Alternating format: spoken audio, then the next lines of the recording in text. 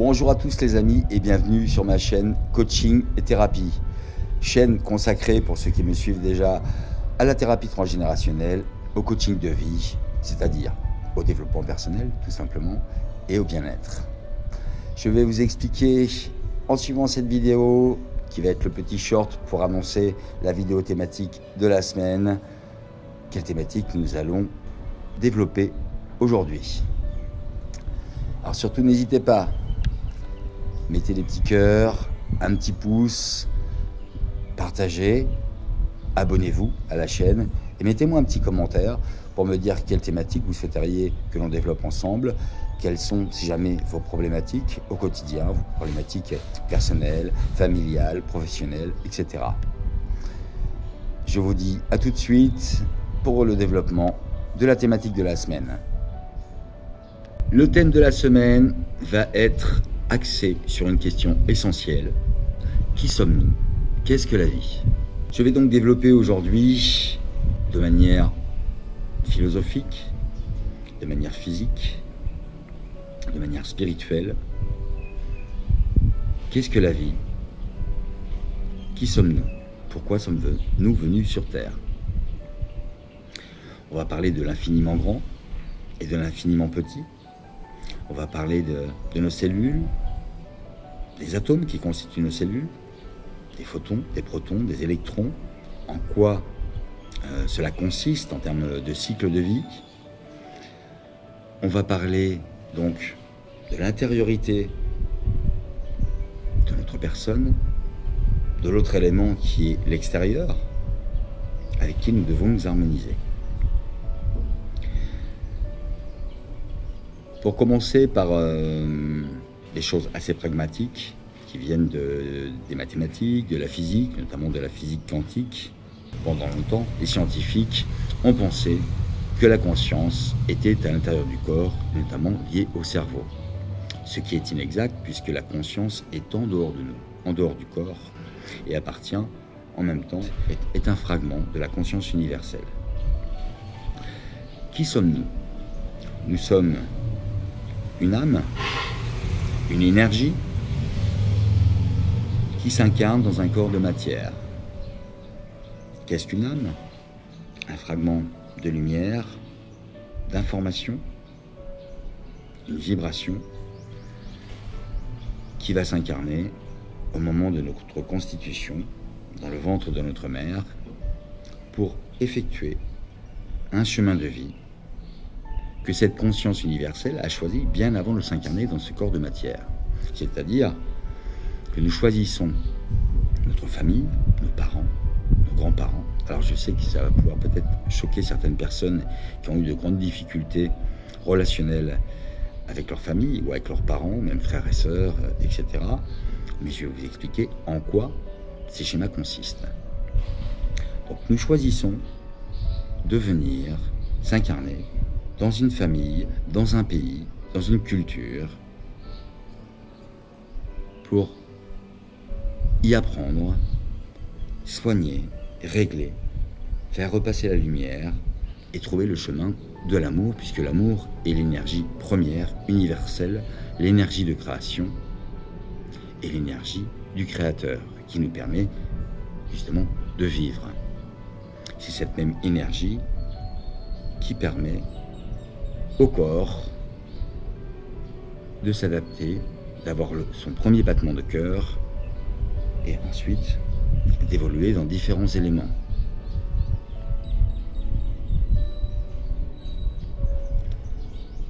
Je vais vous parler de l'infiniment grand et de l'infiniment petit. Vous allez comprendre en quoi cela est relié au coaching et à la thérapie, puisqu'il n'y a pas besoin de faire des séances pendant 10 ans, 20 ans, avec un psychiatre, un psychologue ou un thérapeute. Ça, c'est vraiment le côté commercial, je dirais, des schémas actuels. Ce qui est important, c'est de comprendre qui l'on est, comment on fonctionne et pourquoi nous sommes venus ici. Pourquoi nous avons vécu des choses souvent difficiles, en quoi cela est utile pour justement arriver à soi-même se libérer de ces schémas ou de ce carcan, de ces traumatismes, libérer la famille en même temps et pouvoir ensuite évoluer, grandir avec conscience et retrouver l'harmonie intérieure et l'harmonie extérieure. Ce que l'on appelle refaire circuler l'amour dans l'individu. Et ensuite, automatiquement, quand l'on fait ce travail, on refait circuler l'amour au sein de la famille. Alors cela demande, bien entendu, un travail sur soi, un travail de dépassement, de lâcher prise, de compréhension. Et c'est un travail qui peut être fait assez facilement. Comment sommes-nous constitués? Nous sommes constitués en majorité d'eau, 2 molécules d'hydrogène et 1 molécule d'oxygène, la base. Comment sont constituées nos cellules?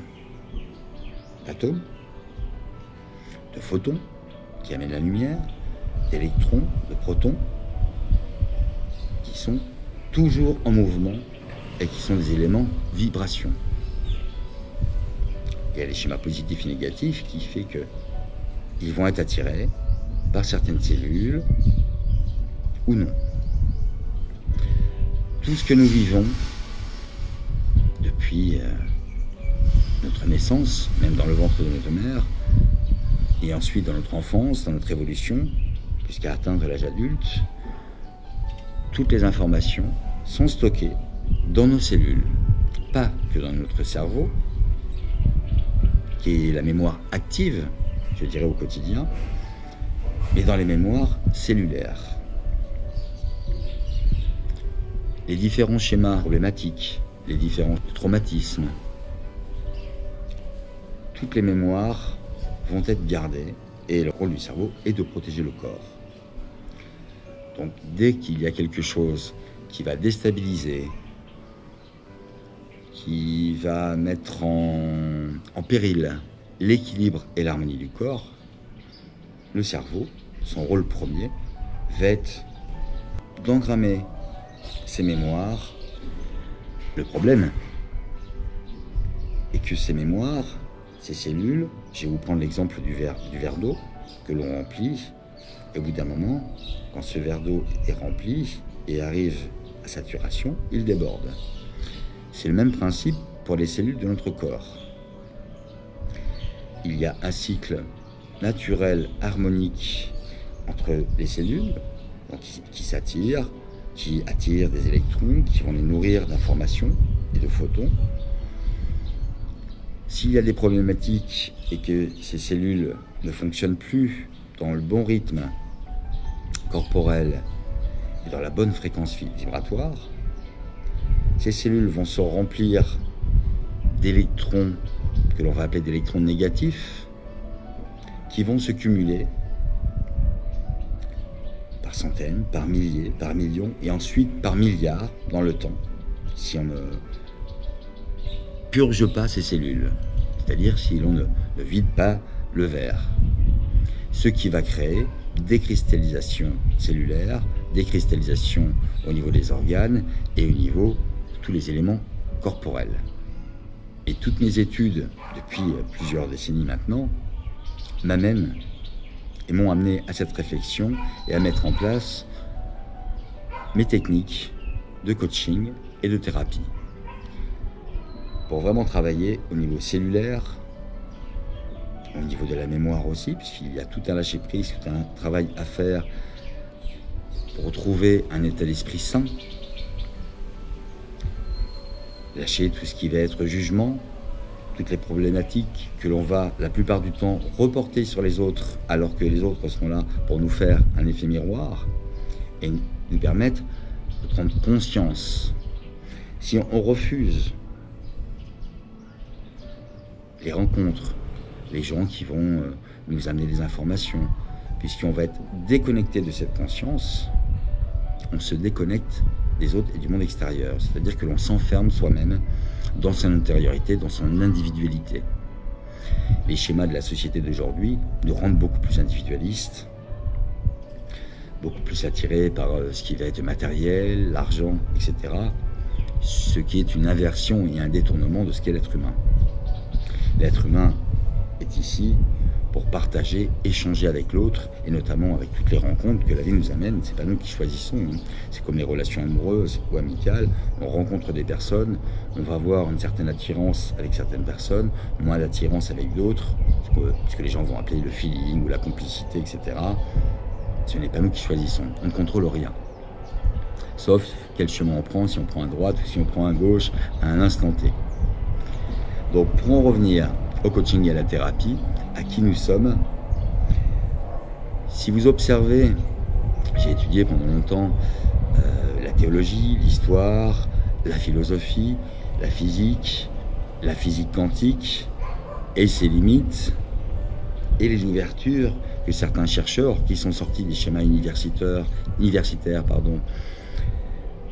des schémas dogmatiques que l'on peut retrouver dans la science, qui n'est plus vraiment de la science, mais plus du scientisme aujourd'hui, puisque la science, qu'est-ce que c'est?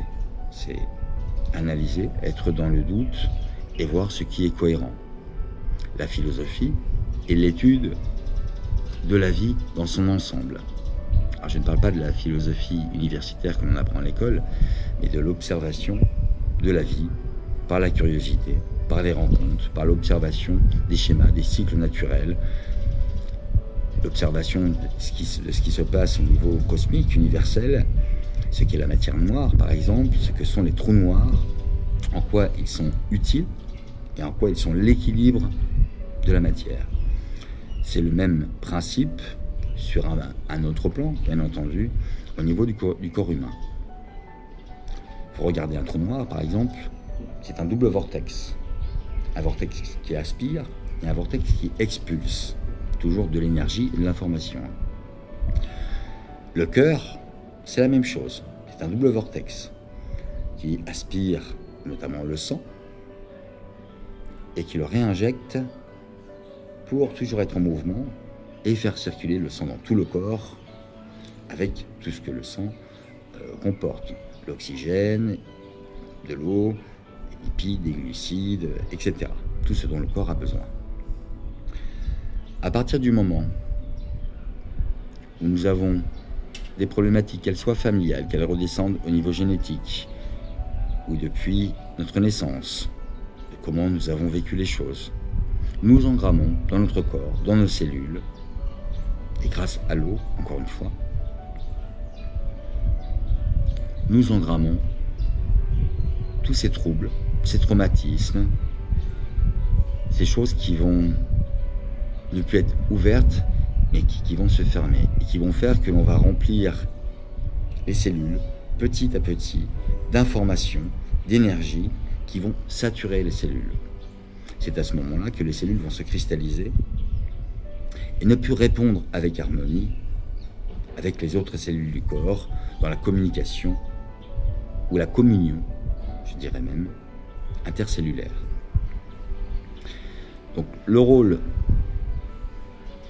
pour moi, d'un coach ou d'un thérapeute, va être de travailler sur l'aspect psycho-émotionnel, mais aussi sur l'aspect énergétique et cellulaire.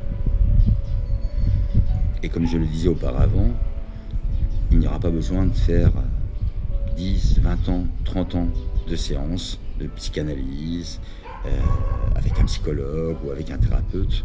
Les choses peuvent se régler beaucoup plus rapidement et beaucoup plus facilement que cela.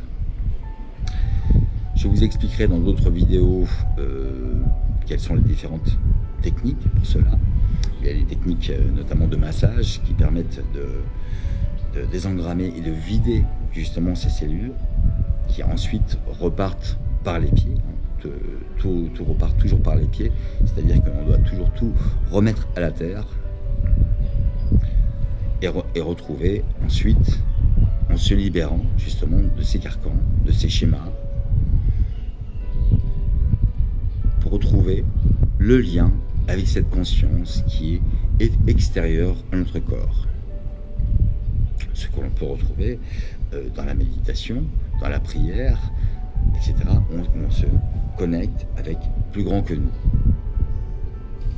Donc avec le Créateur qui a créé la créature. Je ne parle pas de Dieu, puisque ça risque de choquer les personnes qui sont non-croyantes ou qui croient en une religion ou en une autre. En parlant du Créateur, on unit tout le monde. Même les personnes qui n'adhèrent pas aux religions vont comprendre le schéma et le mot du Créateur qui n'est pas emprunté d'image comme l'est le mot Dieu, par exemple, quand tu l'utilises. Puisque ça fait souvent référence à une religion et rien que le mot peut être mal entendu, va-t-on dire, par certaines personnes qui sont anti-religion, par exemple, etc. Alors, je ferai des vidéos plus philosophiques sur la théologie, sur la religion, sur leur rôle, sur le lien, sur le Christ aussi, qui notamment, en dehors du schéma dogmatique religieux, n'a amené dans ses paroles et dans son vécu que des bienfaits pour l'humanité.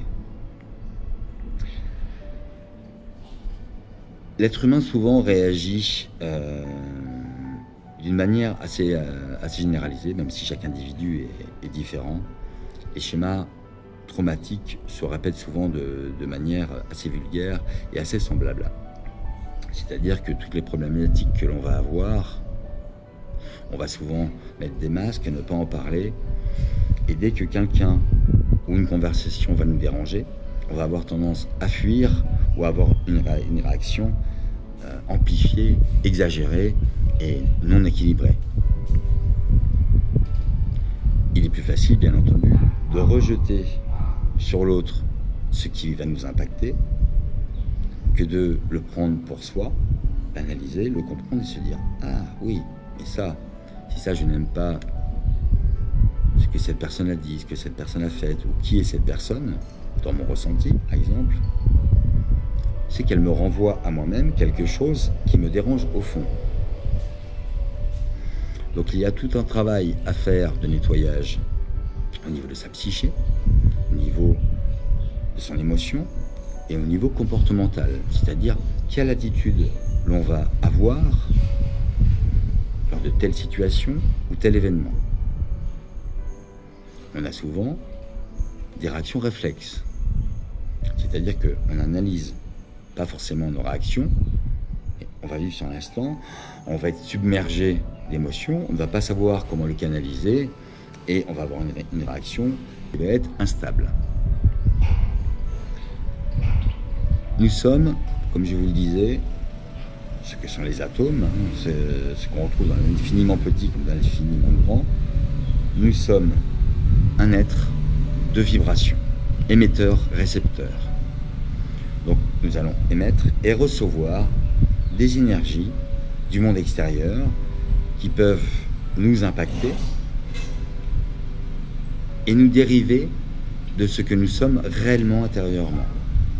Tous les schémas de la société d'aujourd'hui, que ce soit les schémas professionnels, les schémas politiques, tout ce que l'on va nous dire, même les propagandes, même d'État, comme il y a eu le coco il y a quelques années, on va mettre toujours les gens dans un fonctionnement de peur, de restriction, d'obéissance, de manipulation, donc de domination, la plupart du temps,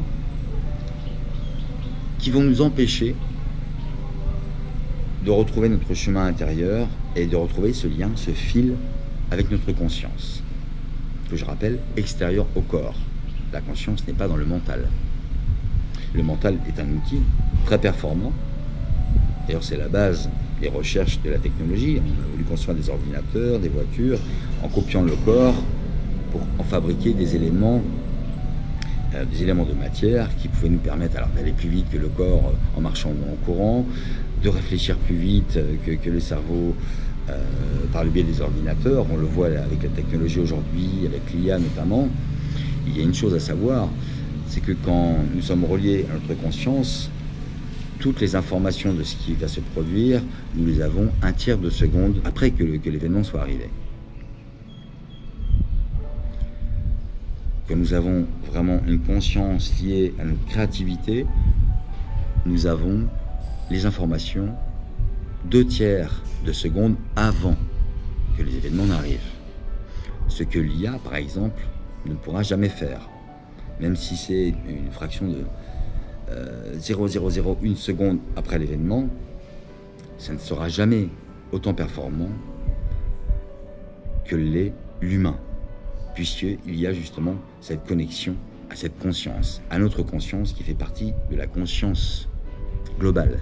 Nous sommes tous reliés vibratoirement. Maintenant, si nous sommes déconnectés de cette conscience, en effet, on se renferme sur soi et on ne vibre plus, on ne vit plus. Je dirais, on survit. Mais nous ne sommes plus connectés au Créateur et à l'énergie de cette conscience. Parce que je le rappelle, nous sommes énergie et vibration. Donc le principe du coaching, de la thérapie transgénérationnelle et de mon accompagnement en général, va être de vous ramener à cet état de conscience, à retrouver ce fil qui vous lie à votre conscience et à la conscience universelle, et à nettoyer le corps au niveau de la psyché, au niveau des émotions, au niveau de la compréhension, et de retrouver le chemin de l'amour, puisque là est bien l'essentiel. Alors pour aujourd'hui, il me semble avoir fait plus ou moins le tour sommaire de ce qu'est l'être humain, de ce qu'est la vie. N'oubliez pas que nous respirons chaque jour, la respiration consciente est importante. C'est une habitude, nous n'y réfléchissons pas. C'est comme de parler ou de boire, nous avons des automatismes. Il est bien de remettre de la conscience sur chaque chose, chaque événement de sa vie, de se reconnecter aux autres, puisque nous sommes inséparables. Et nous sommes éternels. Le corps physique, forcément, a un temps donné, puisque notre incarnation a un temps donné. Et ce que nous sommes réellement au fond, notre âme, notre vibration, elle est éternelle. Et va vibrer ensuite sur d'autres plans. Quand nous sommes sur le plan terrestre, nous sommes sur un plan qui est défini en termes de fréquence. D'ailleurs, je vous reparlerai, je ferai certainement une vidéo là-dessus, en ce qui concerne les sons, la musique, la voix, la communion d'échange entre individus, en quoi cela est utile et même essentiel, puisque notre cheminement ne pourrait pas se faire sans les autres. Si on était tout seul sur Terre, ou même sur une île, qu'est-ce que l'on ferait? On a besoin de cette interaction avec les autres êtres humains, interaction avec les animaux et avec la nature aussi. Donc interaction entre notre monde intérieur et le monde extérieur. N'oubliez pas, nous ne sommes que des vibrations. Tout ce qui est en nous est vibratoire. Donc, autant cela s'engramme en nous, autant il est facile, par certaines pratiques, de vider, je reviens au verre d'eau, les cellules pleines et de régler toutes les problématiques que l'on va pouvoir avoir au niveau physique et au niveau énergétique. Je m'arrête ici pour cette vidéo. Si vous avez des questions, si vous avez besoin de plus d'informations, n'hésitez pas, contactez-moi, écrivez-moi dans les commentaires, je me ferai un plaisir de répondre à tout le monde. Je vous mettrai ensuite en lien avec mon email ou mon numéro WhatsApp si vous voulez prendre rendez-vous pour un premier entretien pour que l'on puisse faire connaissance et que je puisse vous accompagner concernant différentes problématiques personnelles, familiales, professionnelles que vous pouvez avoir. Je vous embrasse tous, je vous envoie beaucoup d'amour, prenez soin de vous et je vous dis à très bientôt.